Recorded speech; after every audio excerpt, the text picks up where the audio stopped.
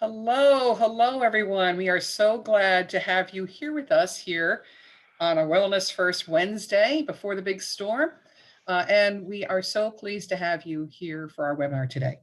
My name is Joan Pugh. I'm with First Financial Federal Credit Union and am your host today. I'm so excited to introduce you to our presenter in just 1 minute.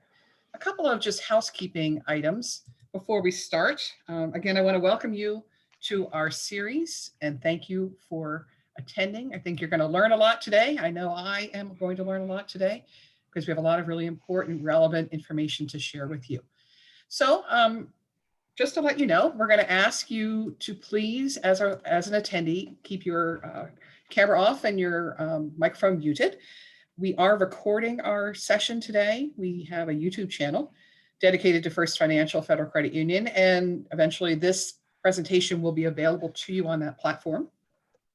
We are looking to have questions from you all, any questions that you have. So what we would ask you to do is take advantage of that chat feature.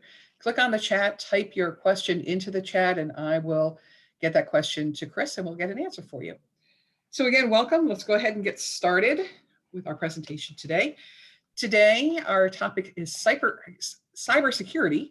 What is ransomware and how do we prevent it? And I want to introduce you, and I'm so pleased to do this, introduce you to our presenter today, Mr. Chris Edwards. He is our Chief Information Security Officer here at First Financial, holds a master's degree in cybersecurity, has worked in a lot of different industries, has a lot of experience, has been with us here at First Financial since 2018. How you doing, Chris? Good. Thanks for having me. I'm excited for this presentation as well. Thanks so much. And anything else you'd like to share with about yourself with our group? Yeah, well, married with 2 kids. We're surviving the pandemic and the incoming storm, as you mentioned. As you can see here, working with education, healthcare, and public utilities, they are all victims of ransomware, and they are all targets as well. So ransomware has been around for a while. We'll get into that a little bit later, but they're all possible targets or victims or soon to be victims. So ransomware applies everywhere and to most institutions, organizations. Thank you so much. So let's go ahead and get started. Sure. So we're going to talk about ransomware, which is a type of malware, but let's first visit malware. So malware is a malicious software. It's any program or file designed to cause damage to a computer, a server, a network, and that involves stealing, encrypting, deleting, altering sensitive information, or even changing like the executables or just the files within systems and computers and network devices. So there's different types of malware. The most common is a virus. That's computer code that inserts itself within the code of another program to perform malicious tasks, and it spreads itself that way. Worms are standalone malicious software. They reproduce themselves and then they spread from computer to computer. You have Trojan, which it looks like a legitimate program. They want you to be able to click and trick the user into installing and activating the malware. You have spyware, just as it sounds. It secretly gathers data that is sent and received. You have adware, tracks users' browser and download history to display advertisements that lure the user into making a purchase. That's more of an extortion type of adware. So where it with that, so if you're on your browser history, just stay on your phone. And like last week, I was looking up a vacuum, which reminds me I still need to buy a vacuum. But after I looked at a vacuum online on my browser, then on Facebook, I start getting prompts for advertisements of vacuums. So it's able to look at my browser history or any communications through there and then display advertisements to prompt me to buy from XYZ store or website. Next slide. So now we'll talk about ransomware and how it differs from malware is that its intent is to encrypt and lock the victim's system data, demand the victim to pay a ransom, which is usually cryptocurrency, specifically Bitcoins. And that's in exchange for those ransomware gangs, cyber criminals to decrypt, restore, and release the data back. And there's three common types of ransomware. Is crypto, which holds your files hostage by encrypting them. Your device may still work, but the files will be inaccessible. Locker prevents you from accessing your device until you pay the ransom. And then scareware is designed to look like a legitimate antivirus that finds issues on your computer, demands payment to fix those. In the past, you might have seen those pop-ups that are like, you're infected. This might have been early 2000s, and it's like, you got to call this number to reach support, and then they'll remove the virus for you. That's really the extortion type of that, is to get payment for something that really is not malicious, and it's really there just to scare you, which is gets its name for scareware. Next slide.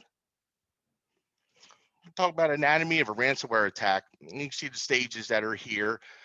There's three initial attack vectors that ransomware gangs will use. The most common is a phishing or ransomware campaign, which would be an email that has an attachment or link. The others would be software vulnerabilities that haven't been patched or updated. And then most will also use remote desktop protocols, where they'll do a brute force attack to try and either guess the credentials to access the system, or actually deliver just the brute force attack for access. So once you've received that phishing or ransomware campaign, you click on a link or attachment. You then are entering the infection, where malware is downloaded to the device and the code is executing begins, but no files have been encrypted at this point. There's little to no detectability of the ransomware being on the system. Stage 3 is the staging. So the malicious code has changed. System configurations are beginning to communicate with the attacker's command and control server. That's also known as a C2 server. And that C2 server notifies the ransomware gang, the criminals, that, yep, we landed our destination. We are now in communication. We can send the encryption key, and then essentially that system is under control of the attacker. During this also is the scanning, where the malware is scanning for system files, network devices, anything that's connected to the system that it can encrypt and hold hostage. So it's inventorying what data is available and even level of access permissions that this user has on the device. Next slide. So stage 5 is encryption. This is where it begins. All data has been inventoried, and this process could take seconds, it could take minutes. Really depends on how big of the environment is or the system.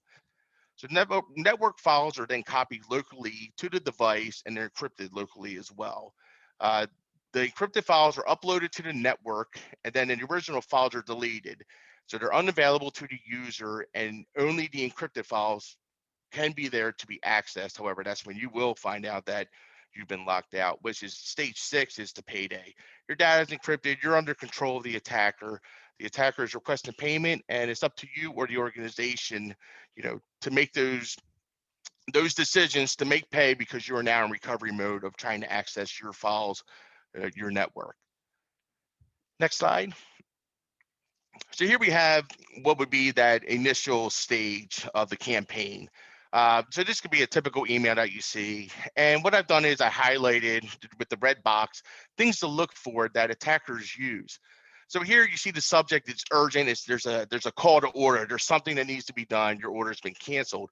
But if you look at the from, it does say Amazon. But if you look at the actual address, it's customer service at ANNAZON. And it's a .net as well, not a .com. But what the attackers were doing here by putting two N's together is trying to make it look like an M. And they'll also use an R and an N together to make that look like an M as well. So we have to have a generic greeting. It's dear customer. It's not even associated to a name or account. Misspelling words such as canceled or temporary. The link will expire in 24 hours. That's giving you a sense of urgency to act now. And then the last one is a link that if it were to be hovered over, it would show the true destination of the redirect that this is going to take you. So it's not going to take you actually to Amazon. It could take you to a lookalike website or a compromised website that'll start to do drive-by downloads, or it could be a watering hole that the attackers are just waiting there to deliver malware or ransomware again. So when you're seeing emails, you got to take your time, stop, think, really identify, analyze, and look at the email to make sure that it's legitimate. Next slide. So once you would have clicked that link at the bottom of that one, you're going through the stages of the ransomware. And then this is where this usually ends. And this is from WannaCry Decryptor. So the WannaCry took place in 2017. And what you can see here is they're letting you know that you've been encrypted. They're telling you what happened, how you can recover it, how do you pay, and it's letting you know the time that you have left, where your ransom payment will be raised, or the last time you'll be able to access these files totally. So what the ransomware gangs have done is they've actually created a help desk, and as part of their business model, as far as this organization, they're there to help you. They're actually empathetic, they're sympathetic to your needs of wanting to get your files back for your organization or your personal use. So they'll help you get the payment to them so that they want to help you. It's almost like an Uber driver rating. They want to be the best. They want to be the best at what they do, which is encrypting your files, but also decrypting and making them available to you. Next slide. So the big question, should the ransom be paid? And, across the board, from cybersecurity experts to law enforcement officials, do not pay.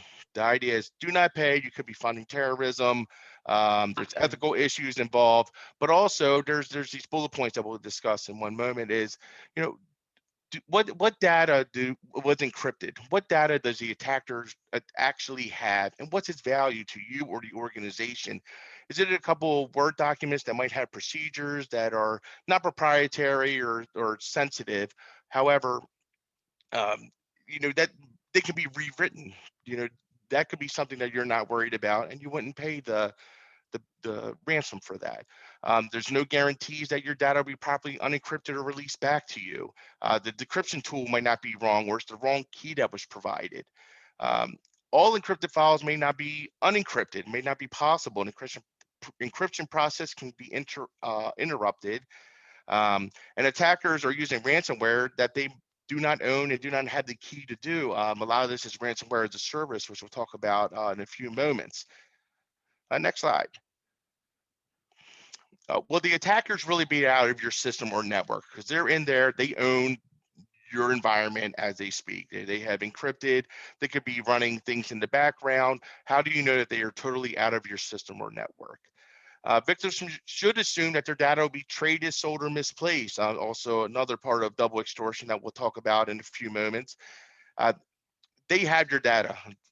You are at their mercy, and on the dark net, they may already be exfiltrating your information, your data, and having it there for others to bid on, or just be publicly displayed on the dark web.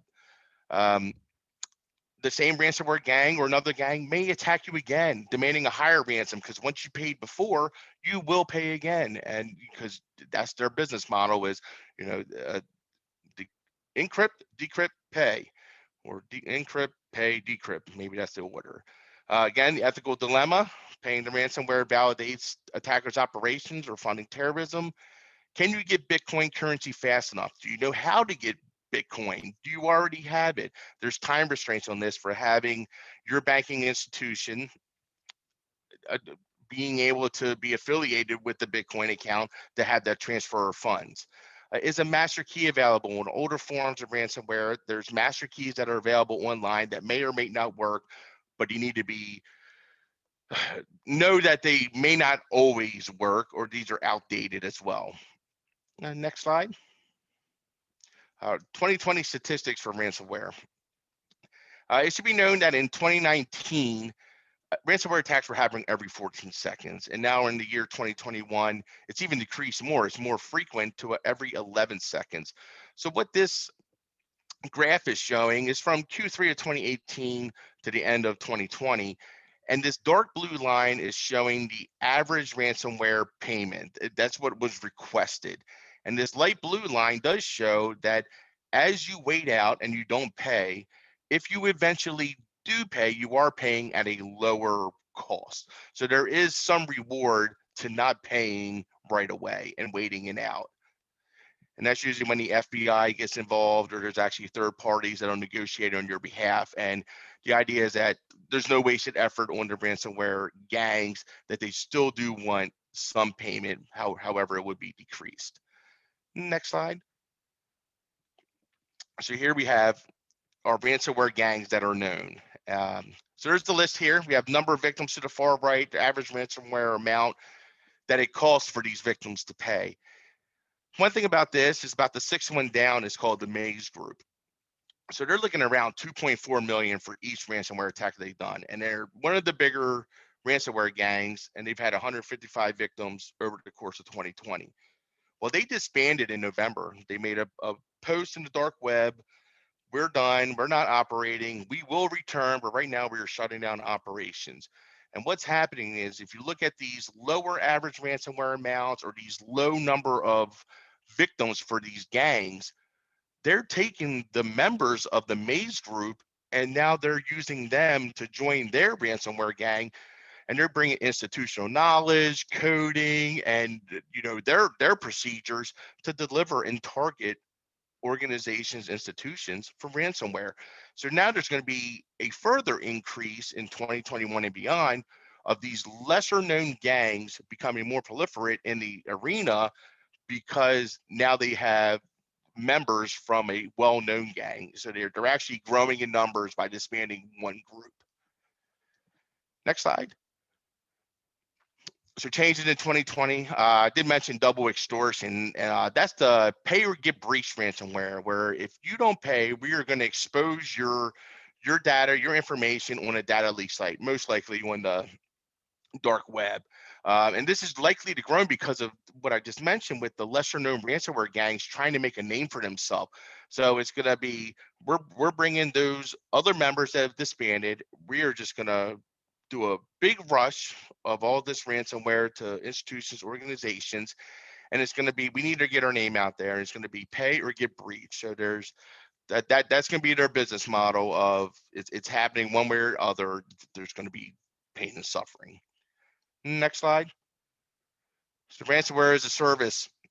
It's a subscription-based model, which gives even a novice cyber criminal the platform, the tools to launch ransomware attacks, and this without much effort or difficulty. These packages are commonly used by cyber criminals who have no technical knowledge of how to create or code ransomware. It's just available for them there to deploy. They have a target, and they're subscribing to this, and then they deploy it. And that's what we were talking about on some of the previous slides of they might not actually have the actual decryption tool or key to give their victim to decrypt once payments made. So that's why there is one of the reasons is don't pay is because of these ransomware as a service models. Next slide. Credential capture malware. Now, this is not new malware. This has existed. This is where you're entering it could be your username, password. It could be where you log into your organizations just for email. What they're doing is instead of using that to launch malware, they are now using that to get within your system so that they can download ransomware themselves.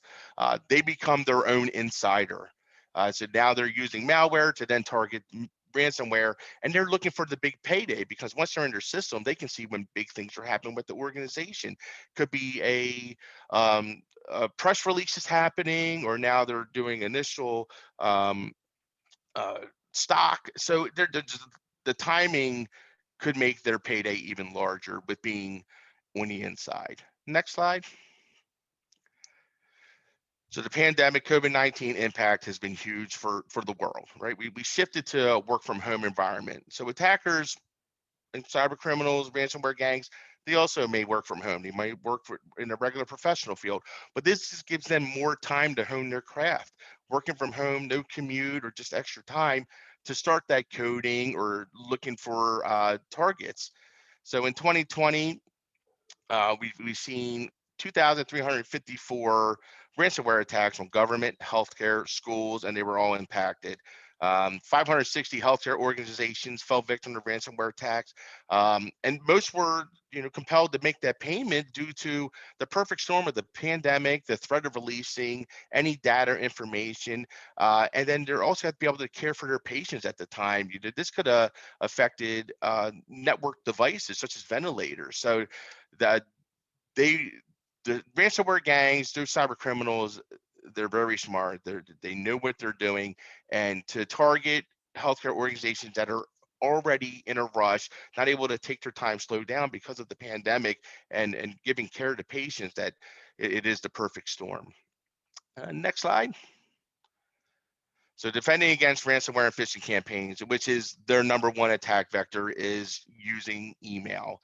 Slow down, think, control your emotions. You have to remember the attacker is trying to manipulate you into making a quick decision or reaction, such as that the email that we showed from Amazon. Like, hurry, your account's been canceled, act now. The longer you think about the situation and question it, the more likely you realize that it is a social engineering attempt. You clicking on that link right away does nothing. It's not going to make your order come any quicker if you take another 5 minutes or 10 minutes to really deduce, look at that email, and go over the best practices of identifying suspicious or social engineering attacks. Next slide. Continuing on, indicators an email may be a malicious attack. There's urgent requests or language that demands immediate action, such as that act now, urgent. Requests for username or passwords, that could be also part of that credential capturing malware. Contains attachments that are direct you to open for urgent reasons or because there's something important or you will have a gain from doing so. Those obvious grammatical errors, there's spelling mistakes. It's an unknown or unexpected sender. And if it is from a known source and it's unexpected, we need to be able to reach out to that person. But I would say don't respond to the same email that was sent. If you get a unusual email for someone you know, respond with another email to that user in case there has been some compromise of the email.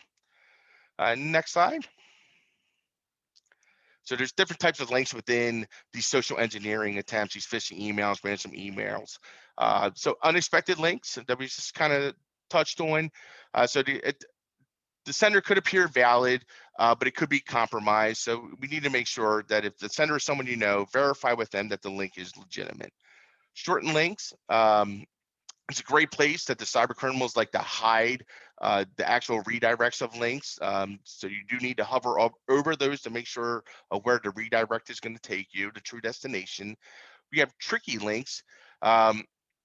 This is the link is in a word or phrase. Usually you'll see click here instead of an actual like www dot or a web address. So hover over your mouth as well so you can see where this link is taking you as well. Next slide. Attachments. So attachments are very dangerous. They can be volatile. So executables. So .exe. The Ryuk was one of the later ransomwares that we've seen in 2020. These are executables. They install and run on your application on your machine. They could be embedded with malware or ransomware. So look for those file extensions on those. Compressed files, such as your zip files, they're great hiding places for malware. Next slide. And then we have our Microsoft Office files, or our docs, or PowerPoints. They contain macros, which are small pieces of code that automate Microsoft Office tasks. Once you enable those macros, then they can start infecting your file, your system, your network. Next slide. All right, here's some few tips to reduce ransomware risk. Number one, and this is important in all organizations, institutions, provide information security awareness for any and all individuals that have access to information, data, resources of your institution. Maintain backups of your information and data, your system images and your configurations. Test your backups, store them offline, separate from the network, so that if you do become a victim of ransomware, that you can resort back to these backups that are separate from the network, wouldn't be encrypted in this under this attack. Enforce and use multi-factor authentication when possible. That will help with the credential capturing malware with the second authentication factor. Regularly update and patch systems, as that is part of one of their attack vectors, is using vulnerabilities within software. Create, revisit, and exercise your incident response plans. Make sure it's in place, make sure it works, make sure everyone knows their role within that incident response plan. And then lastly, practice. Regularly test your users with social engineering attempts, which could be phishing and ransomware. Next slide. I'm a victim of ransomware. What should you do? Immediately disconnect, unplug your device from the network, the internet, and turn your device off. Contact your IT security team or your help desk. Be forthcoming. Let them know. Everyone might be finding out at the same time because they can't get to the files, but let them know that you clicked on a link that may have been suspicious or may be the reason for the encryption. Take all network shares offline, download or copy to a safe environment, any ones that have not been encrypted. Determine if network shares have been encrypted. What data do they have? Um, Again, be forthcoming with the IT team and look for master copies of the encryption key talked about briefly before. You got to be careful. Make sure that it's not actually another source of malware or ransomware, but that is a master copy. And there's websites available to retrieve those master copies. But it is they are older forms of ransomware, and as ransomware has evolved, there's new forms, new types such as that Ryuk that I spoke of. Next slide. Okay, I'm not paying. What happens now? So here's 3 examples of actual ransomware attacks and the outcomes. Didn't pay. What was the consequence, or what was the outcome of that? So there was a U.S. county infected with the Ryuk ransomware. Their systems became offline. Backups of the data were on the same network, so they became encrypted as well. So the initial ransom was for 17,000. The county waited, didn't pay. They were part of that that graph that shows the immediate ransom versus the pay. They were the opposite. They actually had to pay 132,000 in ransom versus the 17K. So it was a cost to them more than the 17,000. There was a U.S. city system infected ransomware due to not patching or updating systems, so their vulnerabilities were exploited. The cost was 76,000, 13 bitcoins at the time, and the city did not pay the ransom. Don't negotiate with terrorists or any terrorism funding of that. So they ended up paying $9 million to renew their whole IT environment, their infrastructure, new security solutions. You could probably add cyber insurance on there as well. So them not paying 76,000 ended up costing 9 million. So there's definitely a cost balance there. And then lastly, U.S. county infected with Ryuk again. That demand was for 1.2 million ransom. And you can see with these, there's different prices associated with this. Not all the time do the ransomware gangs know who their target is. They might just be sending out emails, or they might be looking at IP addresses, but they're not notified until they hit the C2 server. So there is a discrepancy, or there's some room for where the ransomware starts between 76,000 or 17,000. But in this case, instead of paying the 1.2 million, they bolstered up their environment for 1 million and invested that way in infrastructure and technical assistance. Next slide. So here we have us cybersecurity resources. Number one, we can use our own firstfinancial.org, our security center. It's where we have alerts, tips, tricks, good security advice for our members to follow. You can contact your local federal law enforcement field office. We have our Internet Crime Complaint Center, that's also known as IC3. You have a task force to contact, and then any reporting incidents, phishing, malware, vulnerabilities can go to what's known as CISA. And what they do, they like to take that information and they deliver it to other avenues or industries, organizations, institutions to make them aware of a known and used phishing or malware attack. Next slide, and that might be the end there. Chris, that was a lot of information. My goodness, fantastic, fantastic. Now, that last slide with all the contact information, I copied that and put that in the chat. Yeah, we can also add that to the security center as well. So that's there. I'll work with marketing. Had that added as well. Awesome. That's great. So we do have some questions. So let's go ahead and start. We had some questions earlier. So the question from one of our participants is, do they do this? And I'm assuming we're talking about the criminals who deliver ransomware, who did this criminal activity. do they do this through text messaging as well as email? Yeah, there could be different avenues. So really, they do it through phishing or through text messaging, because you could have a corporate owned device, right? And you have access to systems or resources, corporate resources. So through there, and if they were to on a device such as a cell phone, there's ways that you could do a factory reset to get rid of the ransomware or the malware that's on there. Um, so it's through text messaging and emails will be attack vectors. Great, that's great. Another question that was asked is, should I regularly delete cookies? And I would add to that, and how often, and what does a cookie do?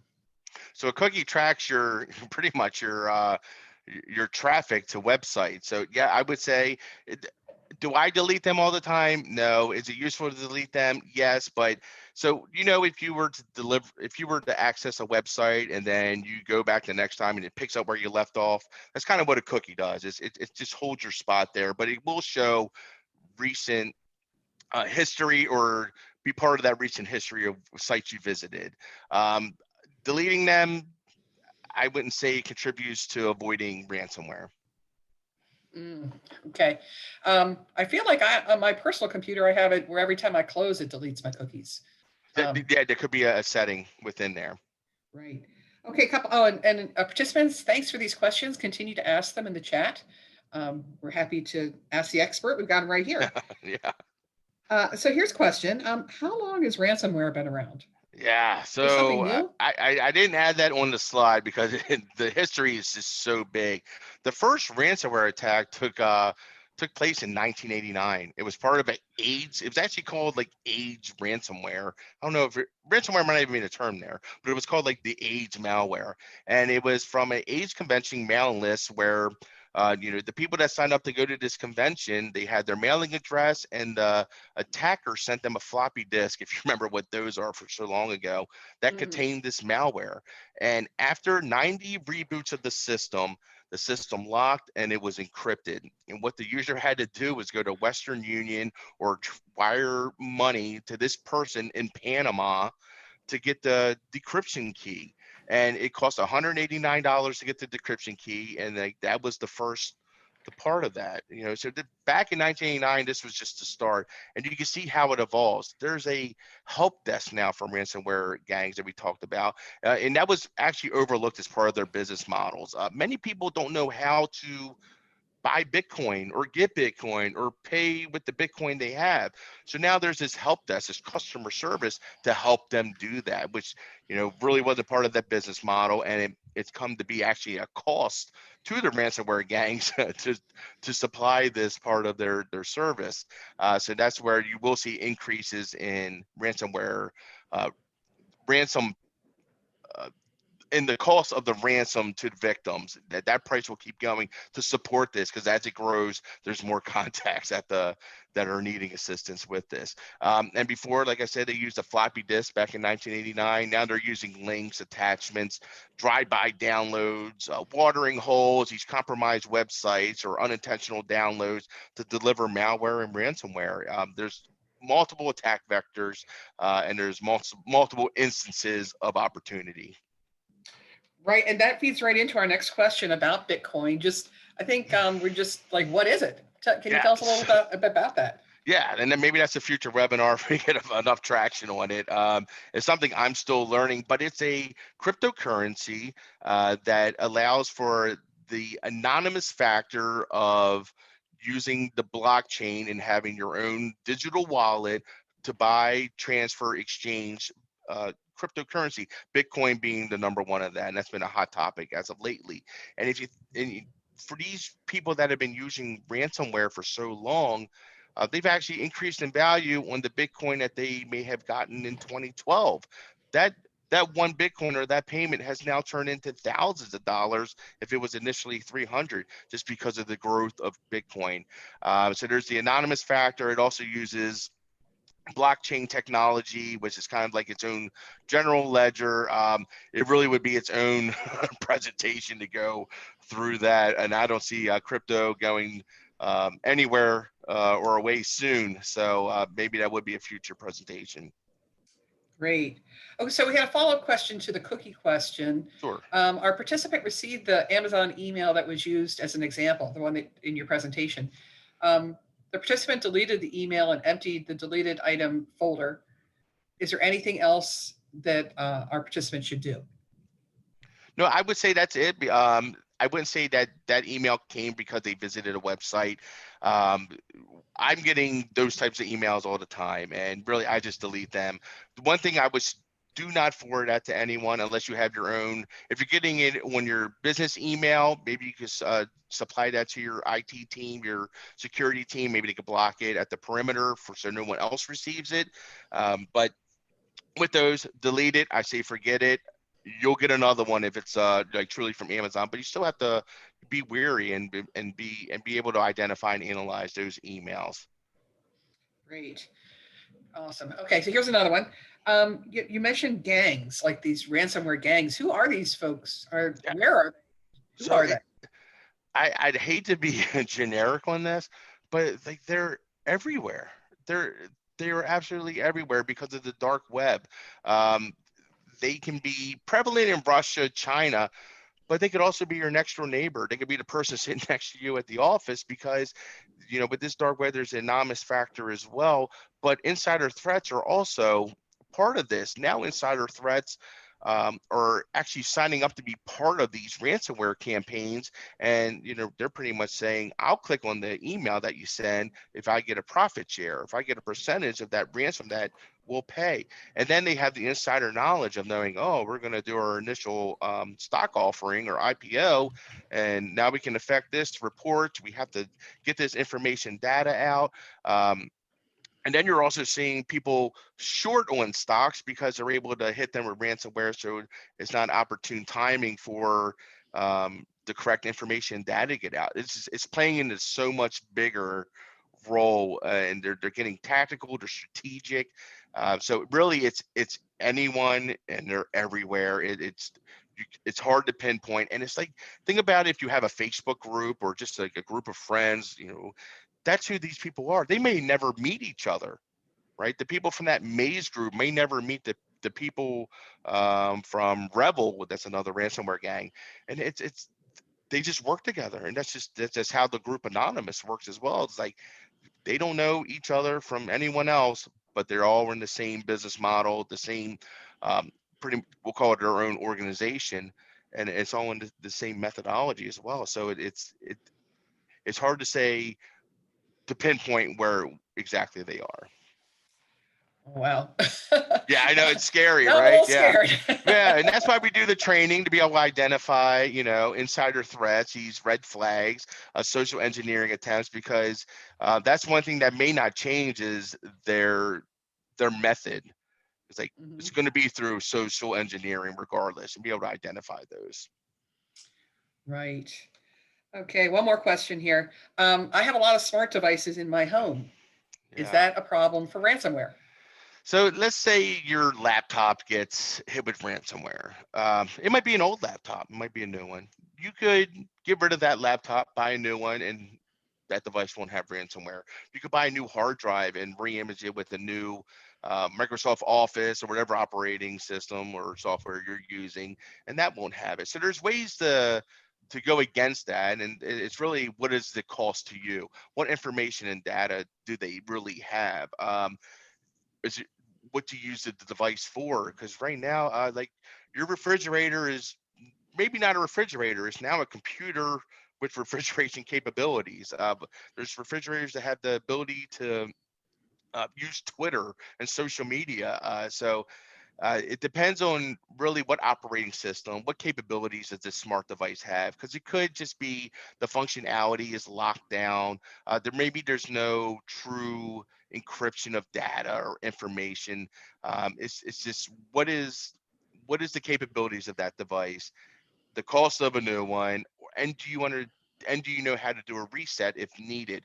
A lot of these, and they're called Internet of Things devices, IoT devices, they're not built in with great security involved, and it's just not part of its code, its method. So we need to be mindful of what it's able to do, what its features are, to know the next steps of replacing, buying, or actually maintaining that device. Good to know. I don't want to see my Alexa get compromised there. Yeah, well, and So, also like our cars are now Internet of Things. So, right. but it depends on what, the operating system within there, because they could, and there's some videos out there of cars being taken over, brakes no longer work, the wipers go on by themselves, changing radio stations without actually touching it.